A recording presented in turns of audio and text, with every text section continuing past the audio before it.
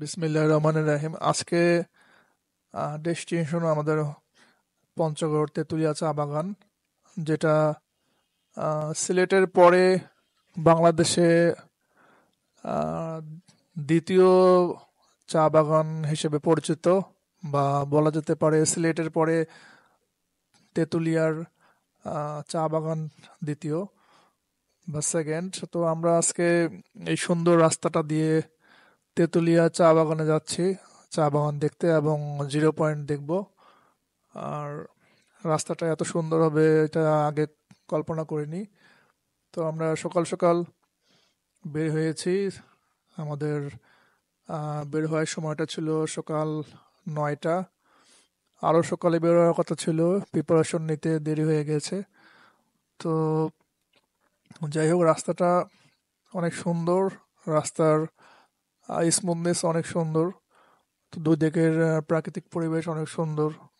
আর তার মাঝে আকাশটাও অনেক নীল হয়ে আছে। সবকিছু মিলিয়ে পরিবেশটা অনেক সুন্দর লাগছে। তো আমরা এই রাস্তাটা উপভোগ করছি, যেহেতু রাস্তাটা মোটামুটি ট্রাফিক কম। এখন কোনো একটা কারণে বাস অবরোধ ছিল, যার কারণে বাসের দেখা সেভাবে পাওয়া যাচ্ছে না। আহ, শুধু দু একটা পণ্যবাহী ট্রাক দেখা যাচ্ছে। তো তেঁতুলিয়ায় বেশ কয়েকবারই আসা হয়েছে। তো চা বাগান ভেবে দেখা হয়নি, জিরো পয়েন্ট গিয়েছিলাম।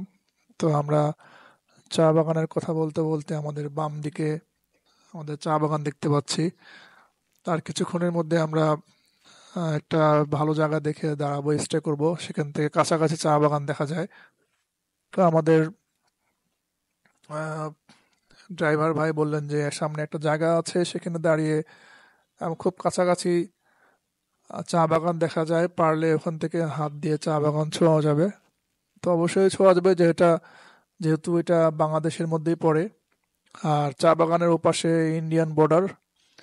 আমরা এখান থেকে ক্যামেরায় দেখতে পাচ্ছি কিনা জানি না, তবে চা বাগানের ওপাশে ইন্ডিয়ান কাঁটাতারের বেড়া। তো আমরা কথা বলতে বলতে চা বাগানের খুব কাছাকাছি চলে এসেছি। তো দেখতে পাচ্ছি এখানে বাংলাদেশি যারা আছেন, আমাদের শ্রমিকরা বা যারা এখানে লেবার আছে, তারা এখানে চা বাগানের কাজ করছে। আর ওই যে সামনে কাঁটাতারের বেড়া, ওই ঘরটার মধ্যেই একজন লোক থাকেন। ওরা এই চা বাগানের শ্রমিকদেরকে পরিচালনা করে।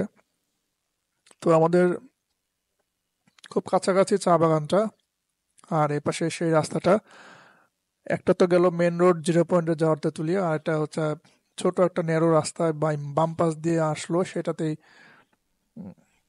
এই চা বাগানের রাস্তা। আবার এদিক দিয়ে জিরো পয়েন্ট যাওয়া যায়।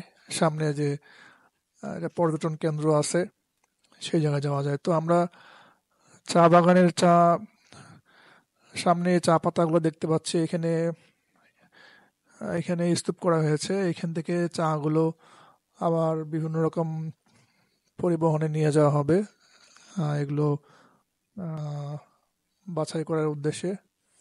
তো আমরা চা বাগানগুলোর পর্যবেক্ষণ করে দেখলাম পাতাগুলো অনেক ফ্রেশ এবং সবুজ, সুন্দর একটা গন্ধ অনুভব করা যাচ্ছে।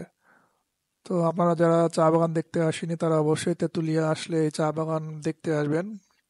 অনেক ভালো লাগবে চা বাগান দেখে। অনেক সবুজ প্রকৃতি দেখতে সবারই ভালো লাগে, চোখে একটা প্রশান্তি অনুভব করা যায়। তো ঠিক আছে, ভিডিওটা দেখার জন্য ধন্যবাদ।